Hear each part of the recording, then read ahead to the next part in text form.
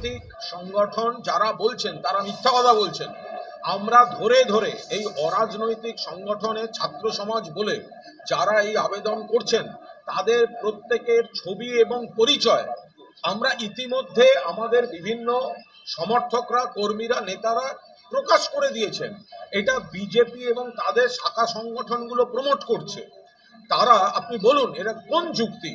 মামলা মনিটর করছে supreme court, তদন্ত হচ্ছে সিজিও কে সিবিআই এর হাতে, আর যাবে বলছে নবান্ন, যারা 24 ঘন্টার মধ্যে 12 ঘন্টার মধ্যে একজন দোষীকে অ্যারেস্ট করেছে। যে কেউ বুঝবে এটা অরাজকতা তৈরি করার চেষ্টা।